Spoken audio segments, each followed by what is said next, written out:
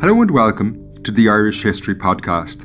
My name is Finn Dwyer and this is A History of the Knights Templar in Ireland.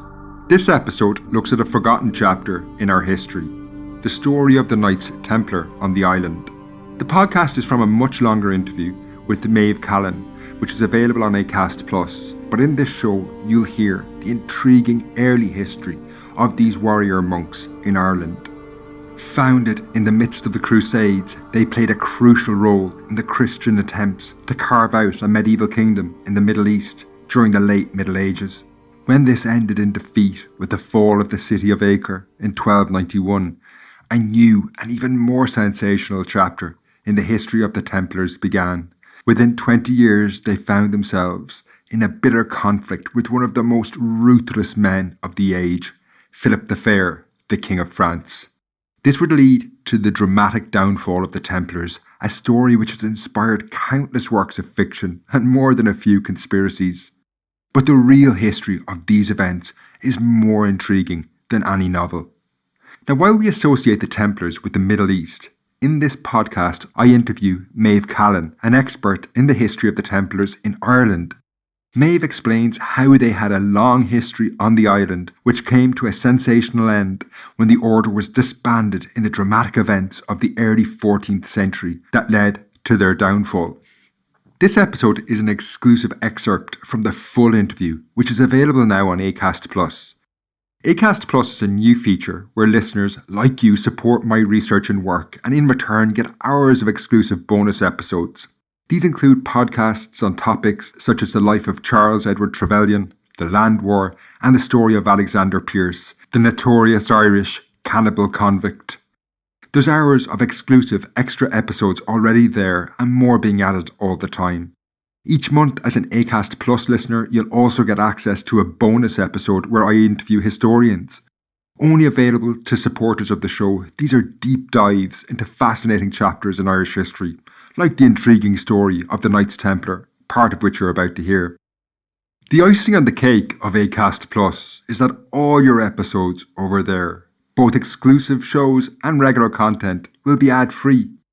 You can sign up really easily right now and get the full interview on the Knights Templar and these exclusive features by following the links to Acast+ in the show notes below.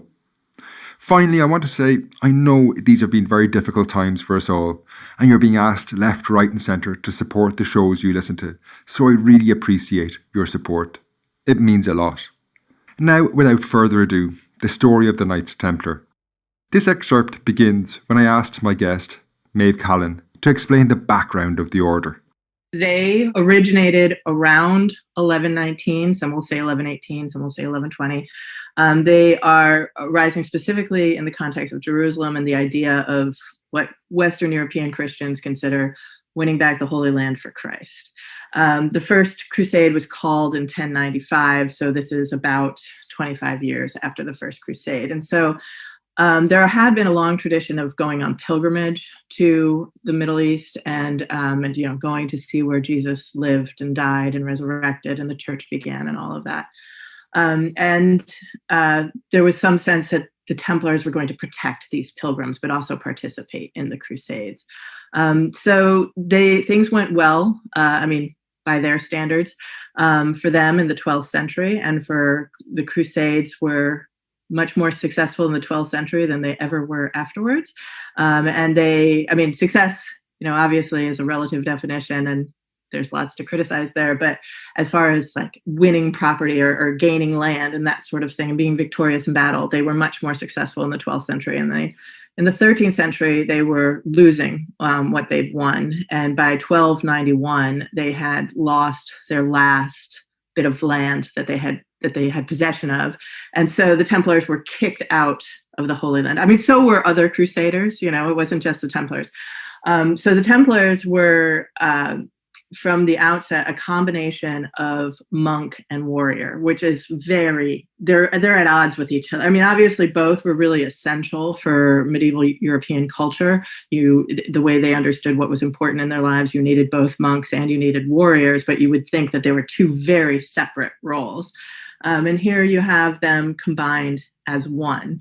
And in addition to that, they took on a third role that also seems very different from both of those two roles, and that is the role of banker.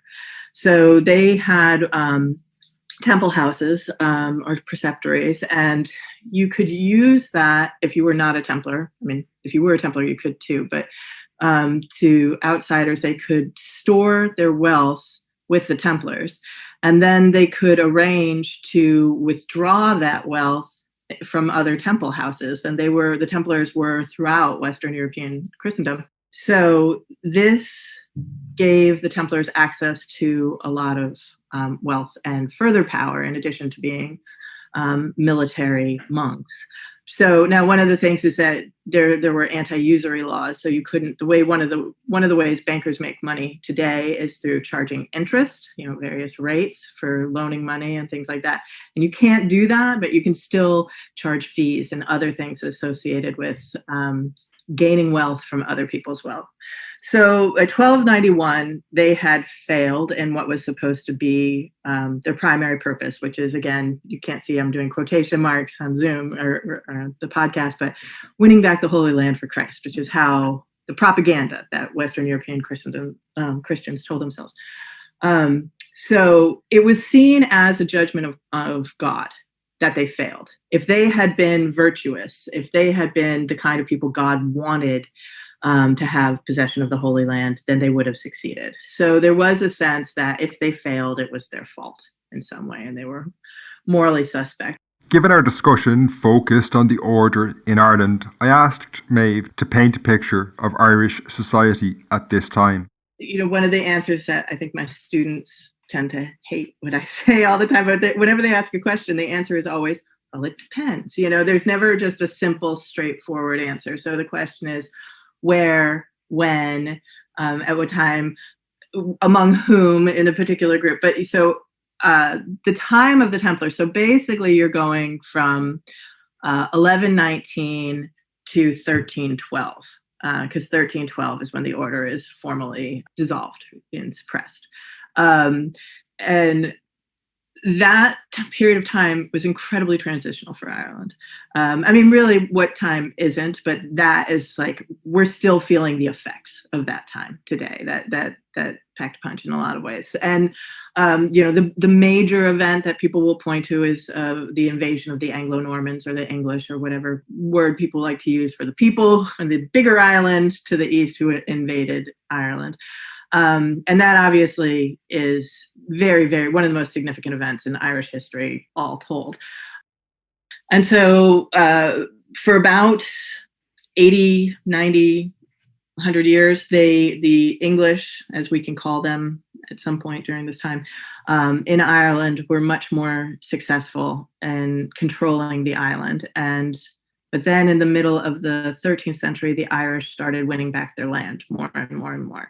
And so when we get to the beginning of the 14th century, which is when the Templar trial takes place, then the English really are only controlling pockets of the island. And even in the areas where the English are controlling things, a lot of them have, sort of, as the expression is in certain places, gone native. They've adopted Irish customs. They've adopted Irish language. They're more Irish culturally than they are similar to people back in England. Ireland is really a land divided as far as the Irish controlling more and more areas, and the land where the colony and the native Irish meet is what gets called a land of war. They're constantly skirmishing and doing things. So there's a lot of violence that goes on between the invaders/colonizers and the native Irish. Then we moved on to the history of the Knights Templar in Ireland, and Maeve began by explaining how they probably arrived in the entourage of Henry II, the first King of England to visit Ireland when he arrived in 1171. They may have come as part of Henry's entourage when he was here in 1171 and 1172, but we don't know that for sure. The first record we have of a Templar in Ireland is in 1177, and he's just noted as, I think his name is Matthew, and he's Matthew the Templar. That's all the information that we have about him. Then in 1185, we have Walter, Templar of Clontarf. And so Clontarf is just to the north of Dublin there, and it's a Templar house. By that time, there's a house already, meaning like a monastery kind of thing, but for Templars. So we know they had a house from that point on. I think there's been about 45 Templar houses in Ireland that have been identified. There might be more on that. I have to check on the number, but most of them are concentrated in the more obvious colonial areas. There's really only one that's in Sligo. That would seem to be much further outside of the colony, although there were colonists there at one point. And it's an interesting point of history that according to the historical record, as far as like the textual record goes, all of the Templar houses were really controlled and housed and founded and everything by colonists, not Native Irish people. But there is apparently a family tradition that says that a Native Irish person was the original person who granted the land of Temple House, but there's no like documentary evidence to back that up. The main things that we know about Templars are like in letters that reference what the king wants Templars to do or to not do, and they seem really more like lords than anything else. Like in addition to being monks who are also soldiers, they're also bankers, and then they're also basically like farmer lords too. But we can't know for sure like how they lived their lives. The other major military order of warrior monks, the Knights Hospitaller, were also active in Ireland, and they played a major role in the governance of the Norman colony on the island, with several members of that order holding high office. However, as Maeve now explains, the Templars were somewhat different and acted in a more withdrawn fashion. They do not seem as integrated into the administration of the colony, even as the Hospitallers do. And so the Hospitallers are the other main military order, and they were much more integrated into the government administration in Ireland, and they also provided military service, as you would expect a military order to be. But whenever we see references to Templars and military service in Ireland, they're always protecting their right not to be involved in that, which is very curious because that's supposed to be their main purpose, is to be as military orders. But in Ireland, they didn't participate in that. So it's quite curious. They're different. The Templars in Ireland seem very different, even to the Hospitallers in Ireland. And then they seem very different than Templars in England or in Scotland or definitely in France or elsewhere. If you want to hear the full interview with historian Maeve Callan that covers the sensational and spectacular downfall of the Templars in Ireland, check out the links for Acast Plus below. It's all there. And as I said, you also get hours of episodes you haven't heard before, and all that content is ad-free. Until next time, Slán.